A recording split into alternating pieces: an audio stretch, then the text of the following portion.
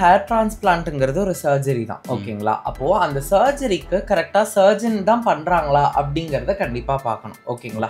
நிறைய இடத்துல இப்போ டெக்னீஷியன்ஸ் அந்த சர்ஜரி பத்தி நாலேஜே இல்லாதவங்க டிரான்ஸ்பிளான்ட் பண்றாங்க, ஓகே?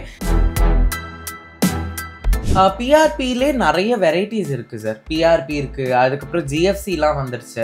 சரி, என்னன்னா பிஆர்பி ஜிஎஃப்சி எல்லாமே பிளட் பேஸ்டு. நம்ம பிளட் எடுத்து அதை வந்து சென்ட்ரிஃபியூஜ் பண்ணி டர்மா ரோலர் என்ன பண்ணுன்னா அந்த நீடில்ஸ் போய் ஷார்ப்பாக ப்ரிக் பண்ணும்போது உங்களுக்கு வந்து அந்த ஹீலிங் சீக்கிரமாக ஆரம்பிக்கும். ஹீலிங் ஆகும்போது பிளட் சர்க்குலேஷன் அதிகமாக இருக்கும். அப்போது சீரம்லாம் யூஸ் பண்ணும்போது இன்னும் குட் க்ரோத் வரும்.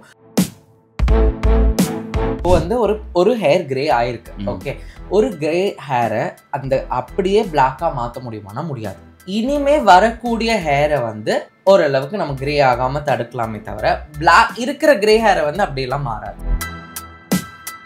மாஸ்டர்பேஷன் பண்ணால் டெஸ்டோஸ்டெரான் லெவல்லாம் கம்மியாகாது. மாஸ்டர்பேஷன்ங்கிறது that is totally a different concept. Masturbation பண்ணுறதுனாலலாம் முடி கொட்டாது, ஓகே? வணக்கம் சார். வணக்கம். எப்படி இருக்கீங்க? நல்லா இருக்கேன், தேங்க்யூ. ஓகே சார், நம்ம இப்போ வந்து ஹேர் டிரான்ஸ்பிளான்ட் பற்றி தான் பேச போகிறோம். ஓகேங்க. ரீசெண்டாக வந்து பார்த்தீங்கன்னா தமிழ்நாட்டில் இப்போ நிறைய பேர் ஹேர் டிரான்ஸ்பிளான்ட் பண்ண ஆரம்பிச்சிட்டாங்க. ஓகே. அது ஒரு சாதாரண விஷயம் ஆயிடுச்சு. ஓகே. இருந்தாலுமே சில பேர் வந்து இதில் ஒரு தயக்கம் படுறாங்க, பயம் படுறாங்க. இதனால ஏதாவது உயிர் சேதம் ஏற்படுமோ இல்லாட்டி சைட் எஃபெக்ட்ஸ் ஏதாவது ஏற்படுமோ சொல்லிட்டு தயங்குறாங்க. அவங்களுக்குலாம் நீங்கள் என்ன பதில் சொல்ல விரும்புறீங்க சார்? சரி, கண்டிப்பாக ஹேர் டிரான்ஸ்பிளான்ட்ங்கிறது ஒரு சர்ஜரி தான், ஓகேங்களா? அப்போது அந்த சர்ஜரிக்கு கரெக்டாக சர்ஜன் தான் பண்ணுறாங்களா அப்படிங்கிறத கண்டிப்பாக பார்க்கணும், ஓகேங்களா? நிறைய இடத்துல இப்போ டெக்னீஷியன்ஸ் அந்த சர்ஜரி பற்றி நாலேஜே இல்லாதவங்க டிரான்ஸ்பிளான்ட் பண்ணுறாங்க, ஓகே? இப்போ ஃபார் எக்ஸாம்பிள் நான் டிரான்ஸ்பிளான்ட் பண்ணியிருக்கேன். அது ஹேர் வந்து ஹேர் டிரான்ஸ்பிளான்ட், எஸ், டிரான்ஸ்பிளான்ட் பண்ணியிருக்கேன். ஆனால் எனக்கு சர்ஜன் தான் பண்ணது. ப்ராப்பராக ஹேர்லைன் வரைஞ்சி எப்படி நேச்சுரலாக வைக்கணுமோ, எந்த இடத்துல எந்த மாதிரி ஹேர் டெக்ஸ்சர்ஸ் வந்து வைக்கணுமோ அது அவங்களுக்கு டாக்டர்ஸ்க்கு தெரிஞ்சு தான் பண்ணுவாங்க, ஓகேங்களா? சரி, யார் வேணாலுமே வெட்டலாம், ஓகே? அதை மேனேஜ் பண்ண தெரியுது அப்படின்னா அது டாக்டர்ஸ் அண்ட் சர்ஜன்ஸ்க்கு மட்டும்தான், ஓகே? ஸோ ஒரு அனாட்டமி தெரியாமல் பண்ணுறக்கூடிய விஷயங்கள் கண்டிப்பாக அது ஃபேட்டல். அதை ஃபேட்டல்னா அந்த டெத் வரைக்கும் போய் விடும், ஓகேங்களா? கண்டிப்பாக 100% டிரான்ஸ்பிளான்ட் சர்ஜரிங்கிறது சேஃப் தான், அண்டர் அ ப்ராப்பர் ஸ்டெரிலைசேஷன். சுத்தமான ஒரு என்விரான்மெண்ட் இருக்கணும், அது ப்ராப்பரான ஒரு சர்ஜன்ஸ்ட இருக்கணுங்கிறதா என்னோட பாயிண்ட். உங்களுக்கு இங்கே தான் பண்ணீங்களா? நான் நம்ம ஹாஸ்பிட்டலில் தான் பண்ணிட்டேன். சர்ஜன் தான் பண்ணி கொடுத்தாங்க. சூப்பர். ஓகே. உங்களோட பிஃபோர் ஃபோட்டோவும் இருக்கா? நான் அதை காமிக்கிறேன், அட்டாச் பண்ணிக்கோங்க. Super sir. இப்போ நிறைய பேர் வந்து பார்த்தீங்கன்னா பிஆர்பி ட்ரீட்மெண்ட் பண்ணுறாங்க. அது எந்த ஸ்டேஜில் பண்ணணும், எப்போ பண்ணுறது பெட்டர் சொல்கிறீங்க? பிஆர்பிலே நிறைய வெரைட்டிஸ் இருக்கு சார். பிஆர்பி இருக்கு, அதுக்கப்புறம் ஜிஎஃப்சிலாம் வந்துருச்சு. சரி, என்னன்னா பிஆர்பி ஜிஎஃப்சி எல்லாமே பிளட் பேஸ்டு. நம்ம பிளட் எடுத்து அதை வந்து சென்ட்ரிஃபியூஜ் பண்ணி பிளேட்லெட்ஸுங்கிறது நிறைய க்ரோத் ஃபேக்டர்ஸ் கண்டினியூ பண்ணும். ஸோ அதை வந்து நம்ம இது பண்ணி எடுத்து அதை இன்ஜெக்ட் பண்ணுறது தான் இந்த பிஆர்பி ஜிஎஃப்சிலாம். இது யாருக்கு பண்ணுவாங்க அப்படின்னா, சுத்தமாக எனக்கு முடியே கிடையாது, நான் 6th 7th ஸ்டேஜ் பால்ட்னஸில் இருக்கேன், இல்லை 5th ஸ்டேஜ் பால்ட்னஸில் இருக்கேன்றவங்க நம்ம பெருசாக பிஆர்பி பண்ணால் ஒர்க் ஆகாது. ஃபார் எக்ஸாம்பிள், எனக்கு இப்போ தான் டாக்டர் முடி வந்து கொட்ட ஆரம்பிக்குது அப்படிங்கிறவங்களுக்கு பண்ணலாம். போஸ்ட் டிரான்ஸ்பிளான்ட் முடிச்சவங்களுக்கு பிஆர்பி மெயின்டெனன்ஸாக கொடுக்கலாம். ஸோ அந்த வளரக்கூடிய ஹேரும் நல்லா வளரும், இருக்கிற ஹேரும் நல்லா டென்ஸாக மெயின்டைன் ஆகும். ஸோ பிஆர்பிங்கிறது எல்லாருக்குமே கிடையாது, பட் யாருக்கு தேவை? ஏன்னா இப்போ நிறைய பேர் நான் சும்மா ரொம்ப உங்க அளவுக்கு சூப்பரா இருக்கும் முடியலாம், ஆனா அவங்களே வந்து என்ன செய்வாங்க, இல்ல நான் பிஆர்பி எடுத்துக்கிறேன், எதுக்கு நல்லா இருக்கு ஃபீல் ஆகும், கொஞ்சம் வால்யூம் இல்ல, நீங்க ரொம்ப உண்மைக்குமே உங்களுக்கு ஹேர்ல எந்த பிரச்சனையும் இல்லை, நல்லா தான் இருக்கு. என்ன ஆகும் அப்படின்னா அவங்களே வந்து இல்ல பிஆர்பி இருக்குங்கிறதுக்காக ஒன்று எடுக்கக்கூடாது, தேவைங்கிறதுக்காக தான் ஒன்று எடுத்துக்க முடியும். ஸோ அதனால not for every one, but it is a very safe procedure. Okay. அதே மாதிரி நிறைய பேர் டேண்ட்ரஃப் பிரச்சனை இல்லை. எனக்குலாம் வந்து பாத்தீங்கன்னா ஒன் டேக்கு கண்டிப்பாக வாஷ் பண்ணி ஆகணும், அப்படி இல்லைன்னா டேண்ட்ரஃப் வந்து தெரிய ஆரம்பிக்கும். ஆமாம், டேண்ட்ரஃப் வந்து நான் நிறைய இடத்துல சொல்லியிருக்கேன். என்னோட காமன் டயக்னோசிஸ் என் ஓபியில் ரொம்ப காமனாக நான் பார்க்கக்கூடியது தான் டேண்ட்ரஃப், ஓகே? அது என்னன்னா கியூர் பண்ணுவாங்களா அப்படின்னு கேட்பாங்க. எப்படியாவது எனக்கு கியூர் பண்ணிடுங்க, எனக்கு டேண்ட்ரஃபே வரக்கூடாது. அப்படி ஆக்சுவலி ஆப்ஷன் கிடையாது இப்போ வரைக்கும். என்ன பண்ணலாம் அப்படின்னா ஓரளவுக்கு கண்ட்ரோல் பண்ணி கொண்டு வரலாம். ஓரளவுக்கு அதை வந்து டென்ஸாக வந்து முடி இருக்கும்போது அவங்களுக்கு வந்து டேண்ட்ரஃப் வந்து ஒழுங்காக வாஷ் பண்ணுறது கஷ்டமாக இருக்கும். ஸோ அப்போ ஹேர் தெரப்பிலாம் பண்ணும்போது ப்ராப்பர் கண்ட்ரோல் பண்ணி கொண்டு வரலாம். நல்ல anti dandruff shampoos, anti dandruff லோஷன்ஸ்லாம் வச்சு யூஸ் பண்ணும்போது நல்லாவே கண்ட்ரோல். ஓகே. இந்த ஹேர் ஸ்ட்ரென்த்துக்கு தென் வந்து பிரேக்கேஜ் ஆகாமல் இருக்கிறதுக்காக ஆஃப்டர் ஷாம்பு வந்து கண்டிஷனர் நிறைய பேர் யூஸ் பண்ணுறாங்க. அது இல்லாமல் சில பேர் சீரமும் போகிறாங்க. ரெண்டுத்துல நீங்கள் எது ப்ரிஃபர் பண்ணுவீங்க? கண்டிஷனருங்கிறது குளிக்கும் போது பண்ணக்கூடிய ப்ராசஸ், சீரம்ங்கிறது குளிச்சதுக்கு அப்புறம் பண்ணக்கூடிய ப்ராசஸ். ஆனால் ரெண்டுமே, கண்டிஷனரும் சரி, ஹேர் ஃப்ரிஸி ஆகாமல் இருக்கிறதுக்கு சீரம் கொடுப்பாங்களா அது வேற, ஹேர் க்ரோத்துக்கு கொடுக்கக்கூடிய சீரம் வேற. ஓகே, கண்டிஷனர் வந்து நிறைய பேர் என்ன பண்ணுவாங்கன்னா ஸ்கேல்ப்ல அப்ளை பண்ணுவாங்க, விச் இஸ் நோ யூஸ். ஒன்றுமே யூஸ் கிடையாது. அது என்ன பண்ணணும் அப்படின்னா நம்ம வந்து ஹேரோட ஷாஃப்ட், அதாவது ஹேரில் அப்ளை பண்ணக்கூடியது, அப்போ தான் அந்த ஃப்ரீசினஸ் கம்மியாகும். ஓகே, அதே மாதிரி லீவான் சீரம்னு சொல்லுவாங்க, அதுவுமே அப்படி தான். ஒரு மாதிரி ஃப்ரிஸியாக இருக்குன்னா அந்த ஹேரில் அப்ளை பண்ணிட்டு அது வரும்போது அவங்களுக்கு ஓரளவுக்கு சாஃப்டாக இருக்கும். ஏன்னா சீரம்ஸ்லேயே வந்து ஹேர் க்ரோத் சீரம்ஸும் இருக்குது. ஸோ டிஃப்ரென்ஸ் இருக்குது. ஆமா, என்ன சீரம்ங்கிறத அதை பார்த்து தான் முடிவு பண்ணணும். இது ஹேர் டிரான்ஸ்பிளேட் பண்றாங்க, அது எவ்வளவு நாள் டைம் எடுத்துக்கும், என்ன ப்ராசஸ்? கண்டிப்பா சார், இது வந்து நிறைய பேருக்கு டவுட்டா இருக்கிற क्वेश्चन. நான் வந்து ஒரு மார்ச் ஏப்ரலோ பண்ணேன் அப்படின்னா இப்போ அதுலேருந்து கரெக்டா 7 மாசம் எடுத்துக்கோங்க. எதுவுமே நம்ம ரிசல்ட்ஸ் எதிர்பார்க்க முடியாது. ஓகே, ஏன்னா ஷெட் ஆயிடும். 3 மாதம் கிட்ட ஷெட் ஆகிடும். ஓகே, அதுக்கப்புறமா தான் கொஞ்சம் கொஞ்சமாக பேபி ஹேர்ஸ் கொஞ்சம் கொஞ்சமாக வளர ஆரம்பிக்கும். 6th 7th மந்த்லேருந்து இந்த ப்ராக்ரஸ் நல்லா ஸ்டீப்டப்பாக மேலே போகும். ஓகே, நல்ல சேஞ்ச் தெரிய ஆரம்பிக்கும். ஃப்ராண்டல் ஃபேஸே பயங்கரமாக மாறும். அதெல்லாம் எஸ் நான் வந்து அதை நான் சொல்கிறேன், ஃபோட்டோ கூட அட்டாச் பண்ணுறேன். அது அப்படியே அந்த ப்ராசஸே ரொம்ப அழகாக இருக்கும். அது அப்படியே முடிச்சுட்டு அப்படி பார்க்கும்போது அந்த ஃபேஸ் அப்படி டிஃப்ரெண்ட்டாக இருக்கும். டச்வுட் இப்போ நிறைய பேர் நிவேதன் டாக்டர் முன்னாடி எப்படி இருப்பாங்கன்னே தெரியாது. ஸோ அந்த மாதிரி தான் அவங்க பார்த்தாங்க. So it's a very safe process. Minimum 6 to 8 months ஆச்சும் எடுக்கும் பேசிக்கான ரிசல்ட்ஸ் பார்க்க. ஓகே, அதே மாதிரி நிறைய பேர் பெரியவங்க சொல்லி கேள்விப்பட்டிருக்கோம், தலைக்கு என்ன விடான்னு சொல்லுவாங்க. எண்ணெய் வைக்கலாம் கண்டிப்பாக உனக்கு சொட்டதான் வேணும் அப்படிலாம் சொல்லுவாங்க.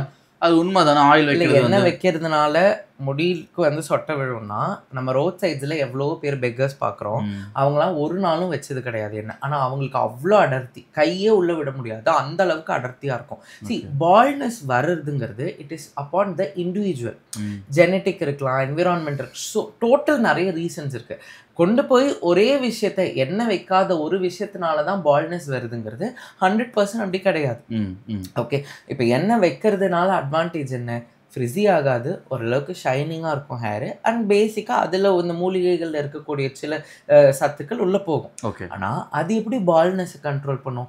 ஒருவேளை சரி நீங்கள் சொல்கிற மாதிரி எண்ணெய் வந்து பால்னஸ் வராமலே ஆகிடும் அப்படின்னு நீங்கள் நினச்சிங்கன்னா, இந்த உலகத்தில் எத்தனை பேர் பால்டாக இருக்காங்க, எத்தனை பேர் பணக்காரங்க பால்டாக இருக்காங்க, அவங்களுக்கு கிடைக்காத எண்ணெயாக நமக்கு கிடைக்க போகுது.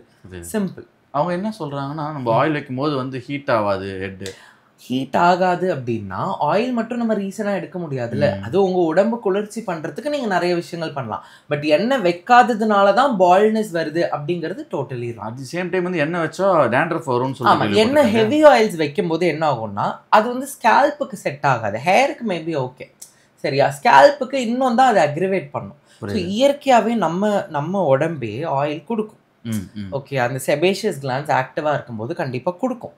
ஓகே, ஆனால் ஓகே எண்ணெய் வைக்கிறது தப்பு இல்லை. அதை எண்ணெயை போட்டு ரொம்ப போட்டு வழித்து வரும்போது கண்டிப்பாக அது அவ்வளோ பலன் கொடுக்குமான்னா மேபி எனக்கு தெரியல. நான் நிறைய பேஷண்ட்ஸ் பார்த்துருக்கேன், நிறைய பேர் சொல்கிறதும் உண்டு. அவங்க நான் யூஸ் பண்ணாத எண்ணெயே இல்லை எல்லாமே சொல்லிட்டாங்க, ஆனால் முடி வளரல. நிறைய பேர், ஏகப்பட்ட பேர் என்கிட்ட வந்து சொல்லுவாங்க, ஆனால் வளராது. ஜெனட்டிக்கலி ப்ரிவலன்ஸ் இருக்கும்போது எதுவுமே பண்ண முடியாதுல்ல. ஓகே, இப்போ இன்னொரு ஒரு மித்து என்ன இருக்குன்னா, ஸ்டார்டிங் பீரியட்ல வந்து பார்த்தீங்கன்னா நம்ம டெர்மாரோல் வந்து யூஸ் பண்ணோம்னா, டெர்மாரோல் யூஸ் பண்ணிட்டு நம்ம அது மேலே சீரம் அப்ளை பண்ணோம்னா ஹேர் க்ரோத் ஆகும், பேபி ஹேர்ஸ்லாம் வரும்னு சொல்கிறாங்களே, அது உண்மைதானா? Kind of. ஏன்னா டெர்மாரோலர் என்ன பண்ணணும்னா அந்த நீடில்ஸ் போய் ஷார்ப்பாக ப்ரிக் பண்ணும்போது உங்களுக்கு வந்து அந்த ஹீலிங் சீக்கிரமாக ஆரம்பிக்கும். ஹீலிங் ஆகும்போது பிளட் சர்க்குலேஷன் அதிகமாக இருக்கும். அப்போது சீரம்லாம் யூஸ் பண்ணும்போது இன்னும் குட் க்ரோத் வரும். ஆனால் நிறைய பேருக்கு எந்த இடத்துல டெர்மாரோலர் பண்ணணும், அதோட ப்ரோட்டோகால் என்ன, சாண்ட்விச் மெத்தட்லாம் இருக்குது. ஸோ அது என்ன மாதிரி மெத்தடுங்கிறத அட்லீஸ்ட் ஒரு டாக்டர் ப்ரொஃபஷனல் இருக்கிறவங்கள்ட்ட கேட்டு அதுக்கப்புறம் பண்ணுறது பெட்டர். அது டெர்மாரோலர் ஒரு கட்டத்துக்கு மேலே யூஸ் பண்ணி இதாகிடுச்சுன்னா ஸ்கார் வந்துடும். அது ரொம்ப கஷ்டம். அப்புறம் ஸ்கார் வராமல் பண்ணணும், அதே நேரத்தில் பிளட் ஃப்ளோவையும் இன்க்ரீஸ் பண்ணணும், கொலாஜனையும் பூஸ்ட் பண்ணணும், அதை ப்ராப்பராகவும் பண்ணணும். அது நீங்கள் டாக்டர்ஸ்ட்டு கண்டிப்பாக டாக்டர்டே வந்து பண்ணி தருவாங்க. இப்போ என் ஹாஸ்பிட்டலில் நானே பண்ணி கொடுத்துட்ருக்கேன், என் ஸ்டாஃப் பண்ணுவாங்க, சூப்பராக பண்ணுவாங்க. ஓகே, அதேமாதிரி பாய்ஸ் மோஸ்ட்லி வந்து பார்த்தீங்கன்னா யங்ஸ்டர்ஸ் எல்லாருமே வந்து மாஸ்டர்பேஷன் வந்து ரொம்ப அதிகமாக பண்ணுவாங்க. டெஸ்டோஸ்டெரான் லெவல் வந்து ரொம்ப கம்மியாகும். அதுக்கும் இதுக்கும் ஹேர் ஃபாலுக்கும் சம்மந்தம். மாஸ்டர்பேஷன் பண்ணால் டெஸ்டோஸ்டெரான் லெவல்லாம் கம்மியாகாது. மாஸ்டர்பேஷன்ங்கிறது that is totally a different concept. Masturbation பண்ணுறதுனாலலாம் முடி கொட்டாது. ஓகே, மாஸ்டர்பேஷனில் என்ன பண்ணுவீங்க, சீமன் வெளில வரும். ஓகே, ப்ளஷர், செல்ஃப் ப்ளஷர் எடுத்து சீமன் வெளில வரும். இவ்வளவுதான் நடக்கும். இது வந்து ஒரு அடிக்ஷனா மாறக்கூடாது. ஓகே, என்னதான் இருந்தாலும் மாஸ்டர்பேஷன் வந்து இட்ஸ் ஒரு normal part of your life தான். Okay, every one will do masturbation. Okay, அதுல வந்து இது வந்து ரொம்ப யாருமே பண்ணக்கூடாது அப்படிலாம் எதுவுமே கிடையாது. ஆனா அது டைரக்டா முடி கொட்டுறதுக்கு எந்த சம்பந்தமுமே கிடையாது. டெஸ்டோஸ்டெரான் அதிகமா இருக்கும்போது டைஹைட்ரோ டெஸ்டோஸ்டெரானா மாறும். இந்த டைஹைட்ரோ டெஸ்டோஸ்டெரான் தான் ஒவ்வொரு முடிக்கும் வில்லன். இந்த டைஹைட்ரோ டெஸ்டோஸ்டெரான் டிஹெச்டி அப்படிங்கிறது ஒரு ஃபாலிக்கிள்குள்ள போய் டைரக்டா அட்டாக் பண்ணும். அட்டாக் பண்ணும்போது என்ன ஆகும்னா அந்த ஃபாலிக்கிள் ரொம்ப தின்னாக ஆரம்பிக்கும். ஃபர்ஸ்ட் தின்னாகும், அப்பதான் நம்ம ஹேர் தின்னிங் நோட்டீஸ் பண்ணுவோம். அப்புறமா முடி கொட்டும். கொட்டுற முடி எல்லாமே என்னவா இருக்கும்? மெல்லிசான முடியா இருக்கும். டிஹெச்டி என்ன பண்ணும் அப்படின்னா உங்களோட ஹேரை தின்னா மாற்றும். அந்த தின்னிங் வந்து அப்படியே கீழே விழுந்துரும். ஸோ இந்த ப்ராசஸ் பேர் தான் ஹேர் மினிச்சரைசேஷன் சொல்லுவோம். இதுதான் early sign of baldness. So கொஞ்சம் ஃபஸ்ட்டு தின்னாகும், ரிசேஷன் ஆகும், அப்புறமா அப்படியே கொஞ்சம் கொஞ்சமாக பால்ட்னஸ் ப்ரிவலன்ஸ் ஆகும். ஸோ அதுதான் ஹேரோட லாஸோட ஜேர்னி சைக்கிள். ஓகே, அதேமாதிரி வீட்டில் நிறைய பேர் ஹோம் ரெமிடின்லாம் ட்ரை பண்ணுறாங்க. அந்த ஆனியன், ஸ்மால் ஆனியன் தேய்க்கிறது, அப்புறம் வெந்தயம் தேய்க்கிறது, இந்த கேர்டு எக் நிறையா இருக்குது அந்த மாதிரி. ஓகே, அதெல்லாம் நீங்கள் சஜஸ்ட் பண்ணுவீங்களா? Not every time sir. டெஃபினட்டாக எல்லா டைமுமே கேர்டு போடுறதுனால curd is a very good probiotic. Gut bacteria நல்ல இதாகும், உங்கள் கட் ஹெல்த்துக்கு ரொம்ப நல்லது. அதை வந்து யாருமே சாப்பிடுங்க, ஒரு மோரை அடிச்சு குடிங்கன்னா குடிக்கவே மாட்டேங்கிறாங்க. அதை எடுத்து தலையில் போடுறது, இஞ்சியை தூக்கி தலையில் தேய்க்கிறாங்க, பூண்டு தூக்கி செய்கிறாங்க. அதெல்லாம் ரொம்ப wrong. Not going to give benefit, rather than அது உங்களுக்கு இரிட்டேஷன் தான் கொடுக்கும். ஓகே, ஸோ இதனால வந்து எஸ், அது it has its own advantages but in a very minimal level. Okay, so அதனால ஐ டோன்ட் ப்ரிஃபர் இந்த தலையில் தேய்க்கிறத விட யூ டேக் இட் இன்சைட். வெந்தய தண்ணி குடிங்க, வெந்தயத்தை போட்டு ஏதாவது சமைச்சு சாப்பிடு. You use that. Small onion use பண்ணுறீங்கன்னா take it in minimal level. Onion ஜூஸை தூக்கி தலையில் ஊற்றுறது, அது என்ன ஆகும்னா அதுக்கப்புறம் தலை குளிப்பாங்க. நிறைய பேருக்கு இச்சிங் ஒன்று வரும், அதுக்கு பெரிய கோல்டு வந்துடும். ஓகே, அது ஒரு கட்டத்தில் ஜர்னி மாதிரி ஆயிடும். நிறைய பேர் I know people who had very bad effects after that. அதனால ஐ டோன்ட் ரெக்கமெண்ட். நெல்லிக்காய் சாப்பிட்லாம், உங்களுக்கு ஹோம் ரெமெடி வேணும் அப்படின்னு சொன்னீங்கன்னா நெல்லிக்காய் சாப்பிட்லாம், கருவேப்பிலை சாப்பிடலாம், இதெல்லாம் தாராளமாக சாப்பிடலாம். ஓகே சார், அதே மாதிரி நிறைய பேருக்கு வந்து பார்த்தீங்கன்னா 25 வயசு 23 வயசு தான் ஆகும். அவங்களுக்குலாம் கிரே ஹேர் இருக்கும், பார்க்கறதுக்கு வெளியெல்லாம் கிண்டல் பண்ணுவாங்க, டைலாம் யூஸ் பண்ணுவாங்க. அவங்களுக்குலாம் எப்படி வருது? அப்படி வந்தா மறுபடியும் அவங்களுக்கு பிளாக்கா மாற்ற முடியுமா? இல்லை, ஆக்சுவலி என்னன்னா ப்ரீமேச்சர் கிரேயிங் இதுக்கு பேரே. ஓகே, இது இடியோபேத்திக் ரீசன்ஸ்னாலையும் வரலாம். அப்படின்னா என்னன்னா என்ன ரீசன்னே தெரியாது. ஆனால் முக்கால்வாசியான ரீசன், ஒரு 85% ஆஃப் த ரீசன் வந்து நரிஷ்மெண்ட் டெஃபிஷியன்சி, B12 அப்புறம் ஜிங்க், இந்த மாதிரியான காம்பனன்ட்ஸ் அவங்க பிளட்டில் வந்து கம்மியாக இருந்தால் இந்த மாதிரி கிரேயிங் வரும். ஓகே, இப்போ வந்து ஒரு ஹேர் கிரே ஆயிருக்கு. ஓகே, ஒரு கிரே ஹேரை அந்த அப்படியே பிளாக்காக மாற்ற முடியுமானா முடியாது. இனிமே வரக்கூடிய ஹேரை வந்து ஓரளவுக்கு நம்ம கிரே ஆகாமல் தடுக்கலாமே தவிர இருக்கிற கிரே ஹேரை வந்து அப்படியெல்லாம் மாறாது. அது என்ன மேஜிக்கா என்ன? Already the hair has lost it's melanin, அந்த பிக்மெண்ட் போயாச்சு. இதுக்கப்புறம் நீங்க என்ன பண்ணும்? இருக்கிற ஹேர், இருக்கிற பிக்மெண்ட்டை எப்படி ஒழுங்கா சஸ்டைன் பண்ணிக்கணும். அதே மாதிரி பார்த்தீங்கன்னா நிறைய பேருக்கு தாடியே இருக்காது, இங்கே மட்டும் வளரும், இங்கெல்லாம் இருக்காது. அவங்களாம் வந்து பார்த்தீங்கன்னா பியர்ட் டிரான்ஸ்பிளான்டேஷன் பண்ணுறாங்க. இப்போ ஹேருக்கு வந்து பார்த்தீங்கன்னா பேக்லேருந்து நம்ம எடுத்து வைக்கிறோம், பியர்டுக்கு நம்ம எங்கே இருந்து? பியர்டுக்கும் பேக்லேருந்து தான் எடுத்து வைப்போம். ஆனால் இதோட தின் வேற மாதிரி இருக்கும். இது ஒருத்தர் ரீல் கூட பார்த்துருந்தேன், அவர் வந்து ரொம்ப மோசமா. கரெக்ட், நானும் அதை பார்த்துருந்தேன். It was very terrible. அதுதான் நான் சொல்றேன், சர்ஜன்ஸ்ட் அவர் பண்ணல, அவருமே அதான் சொன்னாரு, லோக்கல்ல பண்ண ஏதோ சம்திங் அந்த மாதிரி சொன்னாரு. சர்ஜன்ஸ்ட் இருக்கிறதுலே ஹேர் டிரான்ஸ்பிளான்ட்டை விட பியர்ட் டிரான்ஸ்பிளான்ட் தான் கஷ்டம். ரொம்ப நெருக்கமா வைக்கணும். ஓகே, அதை ப்ராப்பரா ஃபார்முலேட்டடா வைக்கணும். பண்ணலாம், சம்திங் இஸ் பெட்டர் தேன் நத்திங்ல தான் ஒர்க் ஆகும் பியர்டு. நீங்க வந்து இருக்கிற பியர்டை வச்சுட்டு எனக்கு வந்து KGFல வரக்கூடிய யாஷ் மாதிரி வரணும் பியர்டு அப்படின்னா எப்படி வரும்? தப்பு தானே. ஸோ அதனால தான் நான் சொல்றது. ஓகே, நேச்சுரலாக ஒரு பாய்ஸ்க்கு வந்து எந்த ஏஜ்ல இருந்து எந்த ஏஜ் வரைக்கும் வளரும்? ஏன்னா நிறைய வெயிட் பண்ணிட்டு இருப்பாங்க, வளரும் பியர்டு தான் சொல்றேன். Up to 25 maybe. 25க்கு அப்புறம் கொஞ்சம் கஷ்டம் தான். 25 கொஞ்சம் இதுதான். பட் ஸ்டில் சில பேருக்கு 22, 23ல நல்ல பூஸ்ட் அப் ஆயிடும். சில பேருக்கு 25ல தான் இருக்கும். So it's depends on their individual. ஆனால் வளரணுன்றதுக்காக இந்த அடிக்கடி ஷேவ் பண்றது, ரிவர்ஸ்ல பண்றது, அதெல்லாம் ஒண்ணுமே ஒர்க் ஆகாது.